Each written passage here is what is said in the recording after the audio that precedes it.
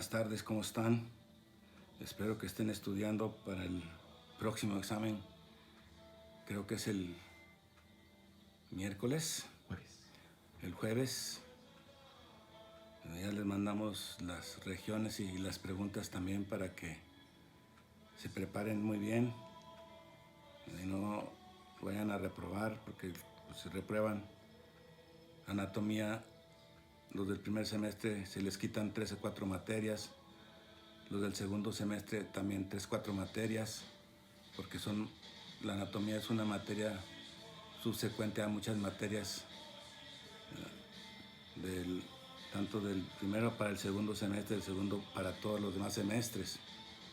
Pero es una de las materias más básicas e importantes, tanto en la carrera de médico cirujano como odontólogo. Algunos de los compañeros mandaron algunas preguntas que tienen duda de algunas partes anatómicas. Entonces les vamos a responder para que quede más claro todo. Claro que al explicar yo lo que fue todo el macizo facial y al ver los del segundo semestre, la región nasal, labial y mentoniana, se comprenden algunas de las preguntas que mandan algunos compañeros. Por ejemplo, la primera pregunta que hace un compañero es que si el surco nasogeniano es el mismo surco nasolabial. No es el mismo. Se los voy a explicar en este dibujo que tengo aquí, que está muy didáctico. Miren, esta es la región geniana. La región geniana, su forma es cuadrilátera, más larga que ancha, y tiene sus límites. Pero el límite, por ejemplo, de superior es el borde inferior de la órbita, en este caso, y el límite por debajo es el borde inferior del maxilar inferior. Contestando la pregunta del compañero, nos dirigimos al límite anterior de la región nasal. Este se llama surco y esta es la región geniana. Ahora, esta es la región nasal labial mentoniana. Si yo estoy estudiando la región nasal, para poner los límites de la región nasal, digo una línea transversal que pasa por el orfión, que es el orfión, es la articulación del frontal con los huesos propios de la nariz, y la apófisis piramidal del maxilar superior, que aquí corresponde. Y por abajo una línea transversal que pasa por el subtabique nasal, y por fuera una línea vertical que se llama, conforme la región nasal, junto el término nasal geniana, entonces este pedacito se llama surco nasogeniano, por la relación de la región nasal con la geniana. Si nosotros descendemos y vemos la región labial, entonces el surco que limita en la parte anterior se llama surco labiogeniano. Y si nos descendemos más, vamos a encontrar, ¿verdad?, el surco vertical, ¿verdad?, que es mentogeniano. Entonces no es igual el surco mentogeniano. Este es el surco mentolabial, mira, donde está la línea transversal color verde. Este es el surco mentolabial porque está la región mentoniana con la región labial, y por eso se llama surco mentolabial, que es diferente al surco mentogeniano, porque el mentón con la región geniana se llama surco mentogeniano. Ahí están contestadas esas dos preguntas muy didácticamente y claramente para que no se confundan. Pregunta que hacen que si ¿cuál es la región de las amígdalas? ¿Qué otro nombre recibe? El nombre desde el punto de vista médico se llama región tonsilar, que son las anginas, que son una de cada lado. Esta es la región tonsilar, que comúnmente se le dice las amígdalas o las anginas. Es la región tonsilar. Ahora vamos a ver un corte de la región tonsilar. Aquí yo dice que la angina, como decimos, este músculo que se ve al fondo es el músculo constrictor superior de la faringe, y estos son vasos, arterias y nervios que irrigan a la amígdala. Vamos a encontrar varios tipos de amígdalas. Un tipo de amígdala es la hipertrófica, o sea, la que está aumentada de tamaño, como vemos aquí. Está muy grande, pues se llama hipertrófica. Puede haber gente que tenga las amígdalas muy aumentadas de tamaño y no presentar patología, ¿verdad? Otro tipo de amígdalas es la pedicular. La amígdala pedicular viene siendo esta que está aquí, ¿verdad? Otro tipo de amígdala es la caída, que está haciendo contacto con el velo del paladar. Y la otra amígdala es la engastada, que ven, es esto que parece que está como si lo hubiera lijado o limado, miren. Entonces son los 4 tipos de amígdalas: hipertrófica, pedicular, caída y engastada. La función de las amígdalas tiene una función linfoide, o sea, de mecanismo de defensa. Ahí más abajito se encuentra un anillo que se llama anillo de Gualderi, ¿verdad? Que es como un filtro para la entrada de bacterias y no sufrir constantemente infecciones de la faringe, laringe, de las amígdalas. Entonces es una función primordial de las amígdalas. No son de adorno ni mucho menos, son centros donde se producen linfocitos para fagocitar cuerpos extraños. Se llama anillo de Gualderi. Ahí está contestada esa pregunta también. ¿A los cuántos años disminuye la producción de melanina?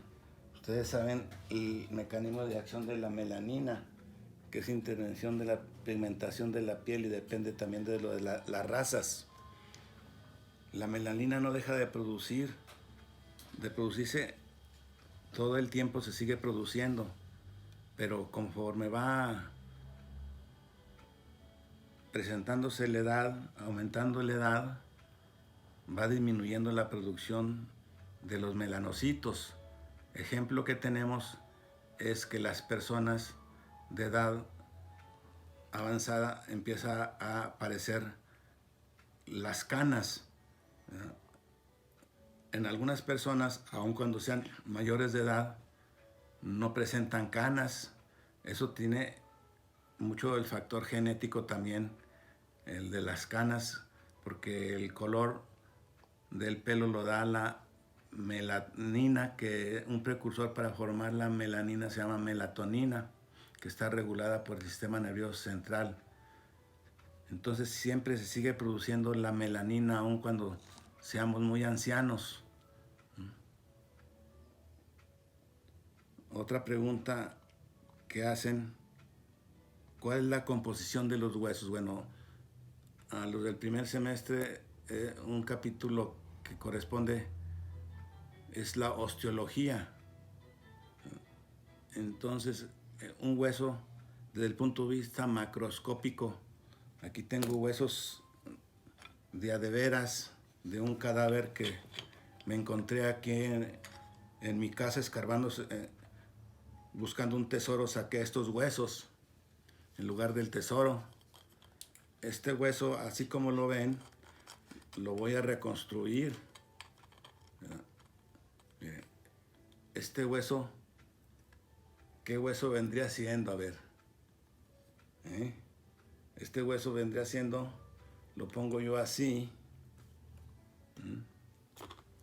y viene siendo un hueso largo. Para describir un hueso largo, lo voy a hacer una incisión con un serrucho a la parte media, y vemos cómo está constituido macroscópicamente en la parte media el hueso. En la parte media del hueso tenemos un grosor, ¿verdad?, que se llama densidad ósea. Esta es una parte anatómica, ¿verdad?, que la vemos desde el punto de vista cómo está formado la densidad ósea. Es tejido compacto, lo ven. Entonces, si hacemos una un corte sagital cerca de las epífisis distales, va a cambiar la estructura ósea. ¿Qué es lo que veo aquí? Hueso esponjoso, que está formado por trabéculas. Aquí en el hueso esponjoso, de los huesos largos, se va a formar la médula ósea, y en la médula ósea es donde se van a producir los glóbulos rojos. Se hace la eritropoiesis en esta parte anatómica. Una pregunta que yo les voy a hacer: ven la densidad ósea como es delgadita acá, en las partes distales, es muy delgadita la densidad ósea. En la parte media vemos cómo es mucho más gruesa. ¿Ustedes qué pensarán? ¿Dónde será más resistente el hueso? ¿En la parte donde está más gruesa o en la parte donde está más delgadita? Algunos, pues, como no los... ¡Ey, tú! Usted, guarde ese teléfono celular, ya le dije que lo guardara, por favor. Lo estoy viendo, ¿eh? Es la última vez que le digo. Entonces la pregunta es esa: entonces, ¿dónde es más resistente el hueso? ¿En la parte distal donde la densidad es muy delgadita o en esta parte? Algunos me van a decir, pues, que aquí o acá. Bueno, aquí, pues, no, como no van a poder contestar, yo les contesto que es mucho más resistente en las partes distales. ¿Por qué? Porque estas partes anatómicas, ¿verdad?, que es el hueso esponjoso, está formado por trabéculas. Esas trabéculas le dan una resistencia mayor que en las partes media o epífisia, parte media del hueso. Entonces ahí está otra parte anatómica, pero le estoy haciendo una pregunta que ustedes no me hicieron, pero yo se la estoy haciendo. Ya se las contesté. Entonces, aparte del hueso esponjoso, aquí tenemos lo que dicen el tuétano o célula amarilla, médula amarilla, ¿verdad?, que forma el tejido amarillo, que nosotros lo conocemos como el tuétano. Es otra parte anatómica con lo que conforman los huesos en sí. En la parte exterior está recubierto por un como barniz brilloso todo el hueso, que se llama periósteo, que envuelve al hueso. En el hueso, voy a agarrar otro hueso y aquí para ver, vemos en los huesos rugosidades. Esas rugosidades son para insertarse los músculos y ligeros canales donde pasan vasos, arterias y nervios. En este hueso, aquí vemos más claramente orificios. Estos orificios se llaman agujeros perforantes. ¿Para qué sirven? Esos orificios sirven para entrar los vasos y los nervios, para nutrir al hueso y darle sensibilidad al hueso, que son varios los agujeros perforantes que se encuentran a lo largo de todo el hueso largo y huesos cortos también. Aparte de los elementos que he descrito, vamos a encontrar las epífisis, que son parte proximal, próxima al cuerpo, y parte distal a los miembros inferiores. Es otra parte anatómica macroscópica. Aparte, vamos a encontrar el cartílago de crecimiento, que es en estas partes el cartílago de crecimiento. En estas partes, el cartílago es otra parte anatómica. Desde el punto de vista macroscópico, la constitución de un hueso. Ahora, desde el punto de vista microscópico, si nosotros lo vemos al microscopio, ¿verdad?, le decimos, pues, que es desde el punto histopatológico. Vamos a encontrar unas células que se llaman osteocitos. Los osteocitos son los que forman el sostén del hueso, los que están formando al hueso en sí, más bien sostén. Y luego otros que se llaman osteoclastos. Los osteoclastos son los que se están fagocitando uno al otro, se están destruyendo. Y los otros se llaman osteoblastos. Los osteoblastos son los que regeneran al hueso. Lo regeneran con la absorción del calcio más la vitamina D, con los rayos solares, se regenera el hueso. Entonces, desde el punto de vista macroscópico ya le expliqué cómo está constituido un hueso y desde el punto de vista microscópico. Cuando veamos que ya se les mandó también lo del sistema óseo, ahí va explicado muy claramente lo que les estoy diciendo. Dice, ¿qué ocasiona la piel de gallina?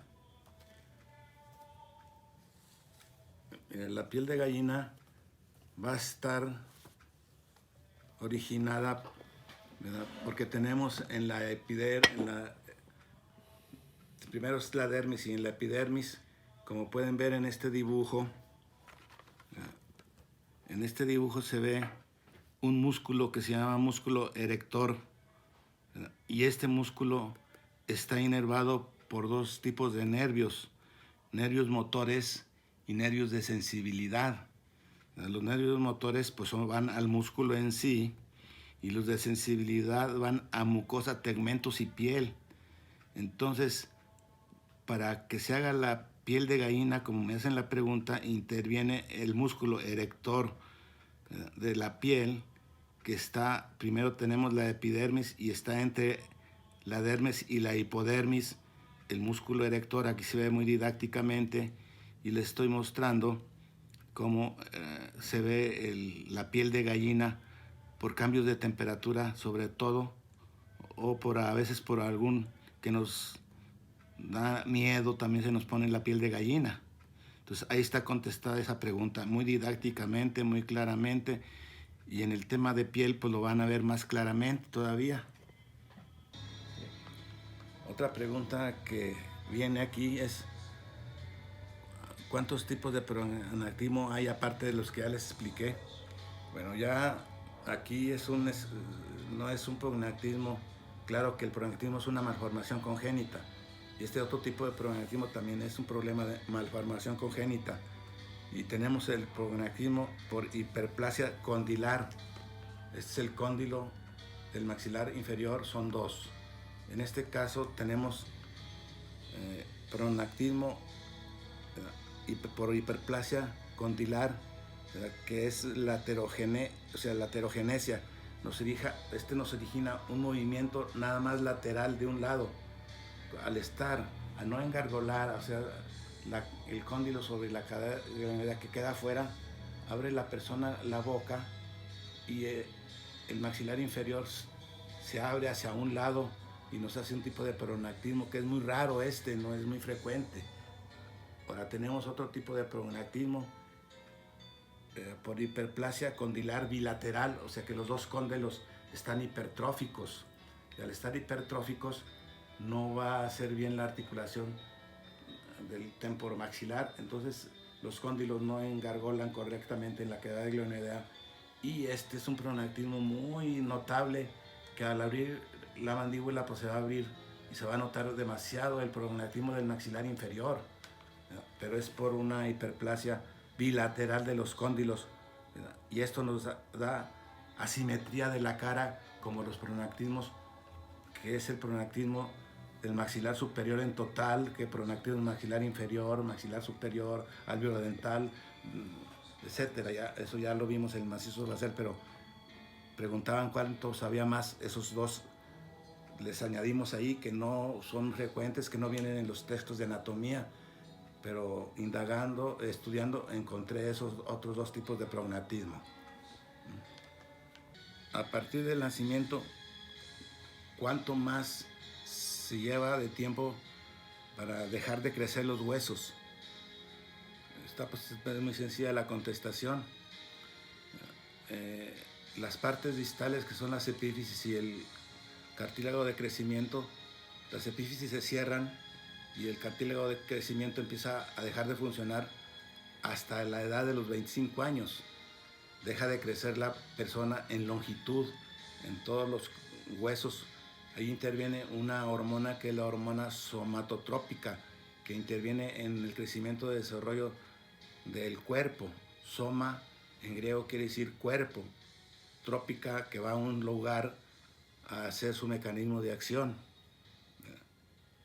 Entonces, hasta la edad de los 25 años se deja de crecer porque, como les digo, se cierran las epífisis proximales, distales y deja de funcionar el cartílago de crecimiento. Pero sí podemos crecer si no hacemos nada, si no nos ponemos a estudiar, si no hacemos gimnasia ahí en nuestra casa ahorita que no podemos salir. Sí, crecer a lo ancho, o sea, engordar, pero ahí no interviene eso de la hormona somatotrópica, sino interviene la flojera, el no hacer nada, el que se están comiendo y acaban de comer, no son dignos de quitar ni siquiera el plato de donde comieron, la mamá lo tiene que quitar. Oiga, pues si hay que ponerse a hacer algo, lavar los trastes, recoger la comida que no sirve, separar lo que sirve, ponerse a trapear, ponerse a barrer, y no crecemos para los lados. Ahí está bien clara la contestación. Viendo este dibujo, es un dibujo desde el punto de vista del cuerpo, es una mujer. Aquí tenemos el sistema nervioso central. Aquí está el tálamo, el hipotálamo y este es la hipófisis. En la hipófisis se divide en dos lóbulos, lóbulo anterior y lóbulo posterior. La hipófisis se encuentra en un hueso de la base del cráneo que es el esfenoides. Aquí lo vamos a ver muy didácticamente. El esfenoides, en su cara superior está aquí está la hipófisis, aquí se aloja la hipófisis en la silla turca, que vendría siendo esta pequeña glándula que aquí se aloja en la hipófisis, o sea, aquí en la silla turca. Entonces se divide en los dos lóbulos, lóbulo anterior y lóbulo posterior.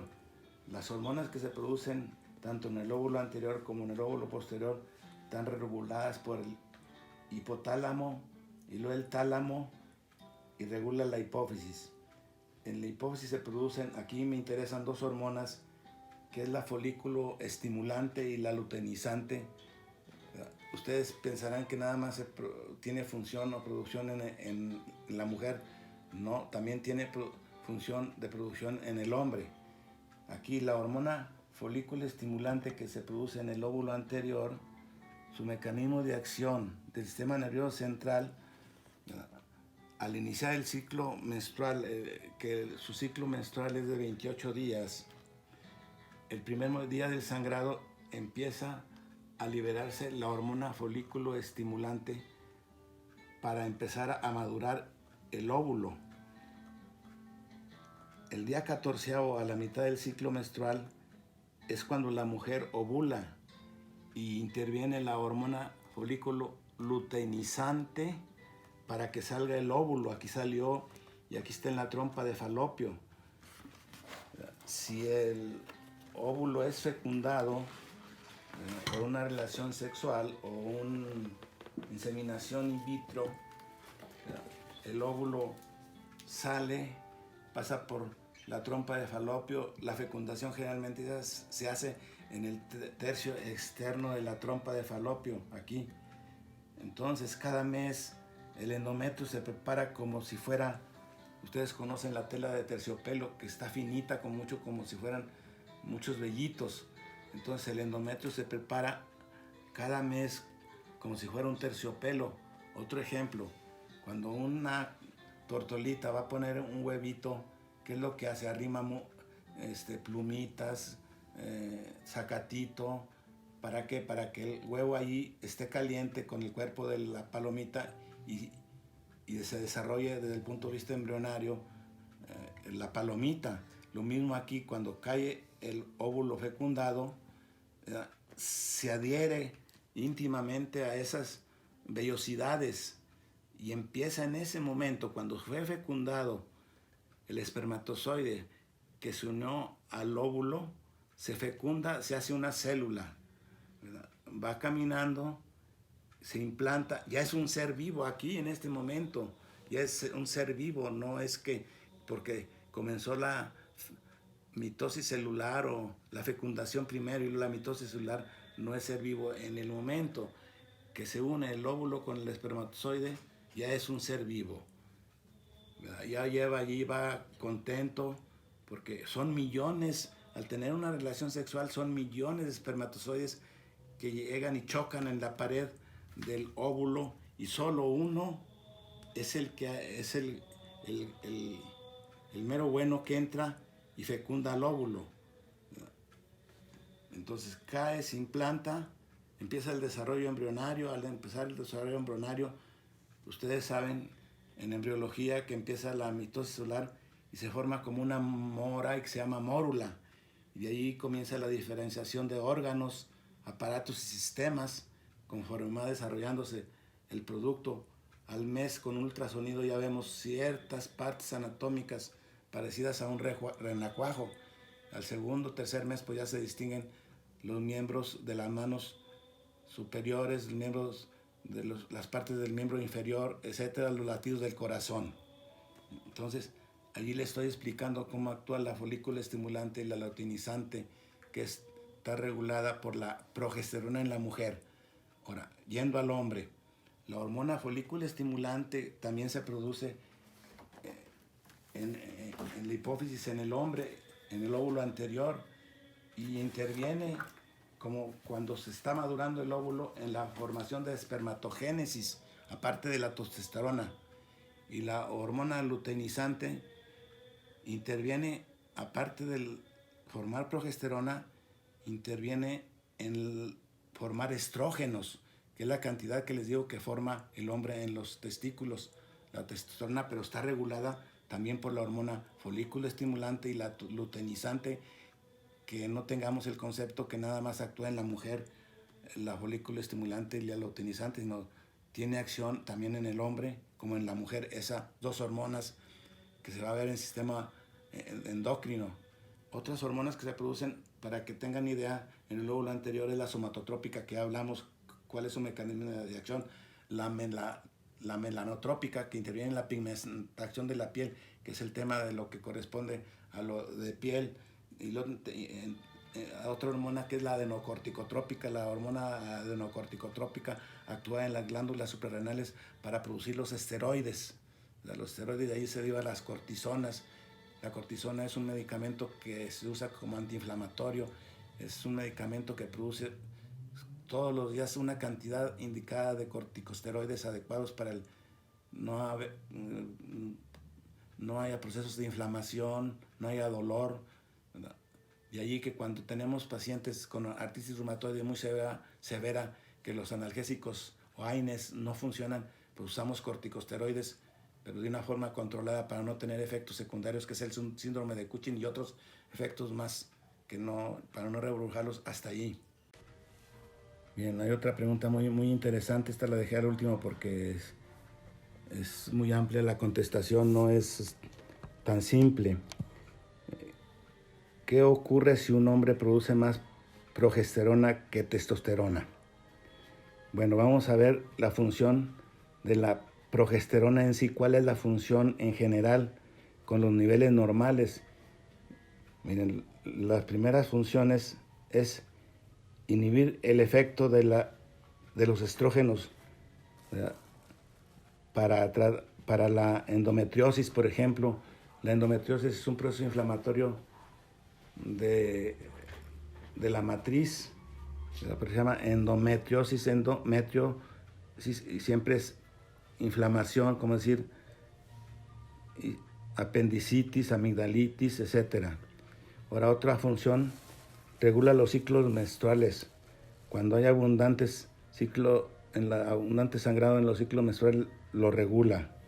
O sea, regula lo irregular.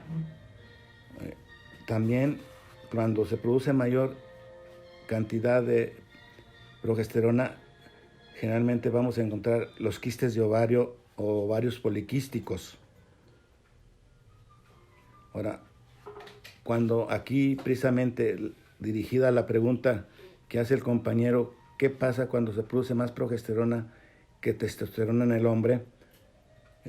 Lo que se produce no es un trastorno somático, sino que hace que cuando el hombre está produciendo mayor cantidad de testosterona, ¿verdad?, que se produce en los testículos, la testosterona se produce en los testículos, entonces cuando está produciendo mayor cantidad de testosterona y que va a haber alguna alteración que va a ser el cáncer de próstata. Para diagnosticar el cáncer de próstata se hace un estudio que se llama antígeno prostático específico. Este estudio generalmente se comienza a hacerse de rutina de los 45, 50 años en adelante. Y eso es lo que nos va a dar si hay o no cáncer de próstata. Los niveles normales de testosterona en el hombre es de 0.4 a 4.5 a 5. Esos son los niveles normales. Ya cuando empieza a aumentar, esos niveles nos están orientando a que hay un inicio de un cáncer de próstata.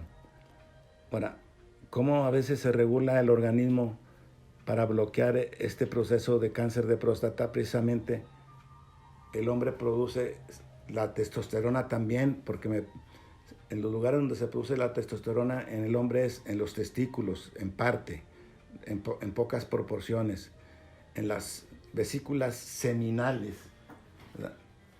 ¿Dónde están las vesículas seminales? Las vesículas seminales, ahorita les voy a mandar una imagen donde están. Ahí se produce cierta cantidad también de progesterona en el hombre. Otro lugar donde produce progesterona en el hombre es en las glándulas suprarrenales. Entonces el hombre produce mayor cantidad de testosterona y poca cantidad de progesterona. Otra función, ¿verdad?, es el aumento de las... Es muy importante esto porque a veces cuando se produce mayor cantidad se produce somnolencia, calambres, cefalea, hipersensibilidad mamaria. Eso lo podemos poner ejemplo cuando la mujer va a arreglar, pues hay mayor cantidad de progesterona, entonces las glándulas mamarias se ponen tensas y sensibles. Ahí vemos el ejemplo claro de que hay mayor cantidad de progesterona ahí en la mujer, en el ciclo menstrual. Hay cambios de humor que ustedes saben cómo son, retención de líquidos y a veces de grasa. Cuando va a tener la mujer su ciclo menstrual, precisamente los pechos se ponen tensos por la retención de líquidos, por la misma acción hormonal. Hay también cefalea, mayor sensibilidad a los senos, como lo dije. Hay molestias estomacales, en ocasiones puede haber vómito, diarrea, estreñimiento, cansancio, dolor muscular, dolor articular, estado de ánimo variable, o sea, la persona que le decimos bipolar, irritabilidad, hay en ocasiones estornudos, tos, problemas de la orina también se van a encontrar. Esos son los efectos en sí que produce la progesterona en la mujer, ¿verdad?, tanto cuando son los niveles normales, cuando son los niveles en mayor cantidad.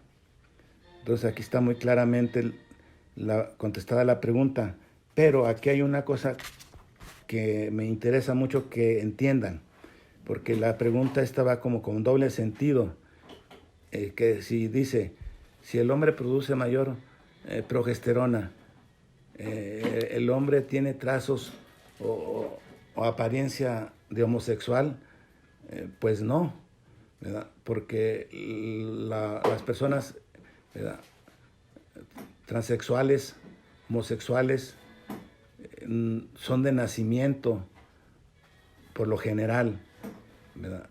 Las personas transexuales la que tienen esa variante de la conducta sexual, se inyectan estrógenos, que es la progesterona, ya sea inyectados o tomados.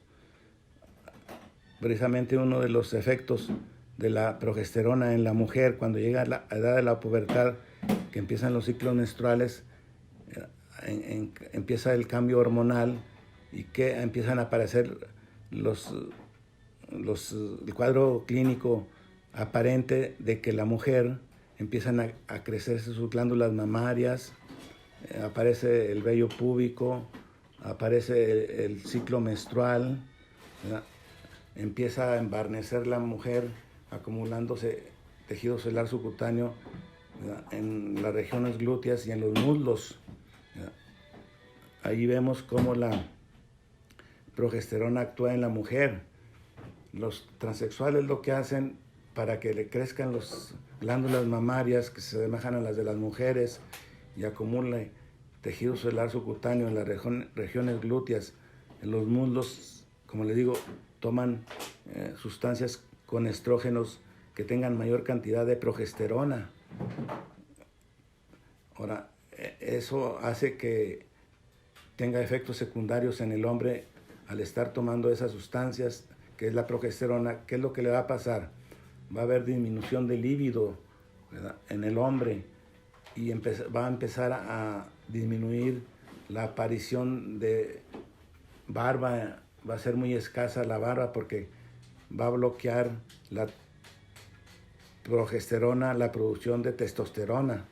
Como les dije, cuando hay un cáncer de próstata, generalmente se dan hormonas femeninas para bloquear la producción de testosterona.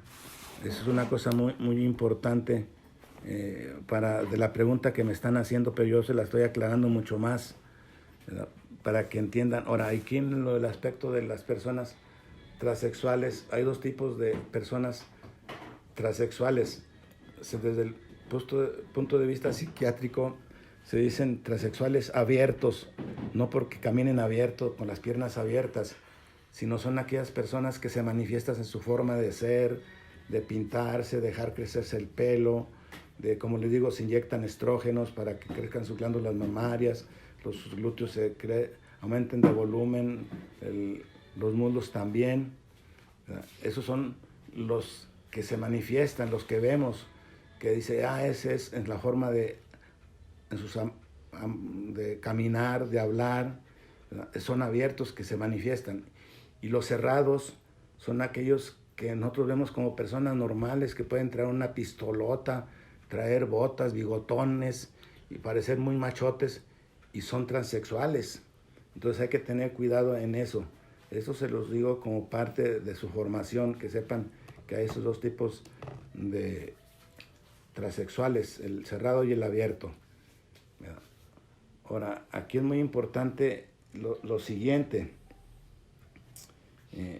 que sepan esto, porque en ocasiones, como les digo, ve a una persona normal, que se ve un hombre de pelo en pecho, con pistola, con botas vaqueras, tejana, ¿verdad?, y es uno transexual, y en ocasiones, ¿verdad?, que es amigo del compadre y que tiene hijos, pues hay que tener cuidados, porque ahí precisamente, ¿verdad?, no solamente el aspecto de la transexualidad es de nacimiento, sino que también cuando las personas en cierta edad son violadas, entonces sufren un trauma psicológico, que entonces tienen una desviación a una conducta de cambio de conducta sexual. Es otra cosa que también puede originar a la persona en homosexualidad, ¿verdad?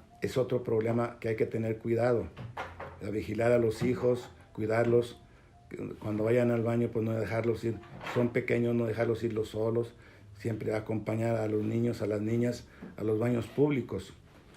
Eso se lo decimos con nosotros como médicos por experiencia, lo que pasa. Qué bueno que hicieron esa pregunta, ya se aclaró la función de la progesterona a niveles normales, en niveles altos, cuáles son los efectos secundarios. Los niveles altos en el hombre cuando se inyectan o se ingieren nada más, pero cuando se están produciendo normal en el cuerpo, tienen su mecanismo de acción que ya les dije cuáles son en el hombre, ¿verdad? Ahí les voy a mandar un dibujito para que vean dónde quedan las glándulas seminales, para que entiendan muy clara el aparato genitourinario en el hombre. Aquí están los testículos, este es el escroto,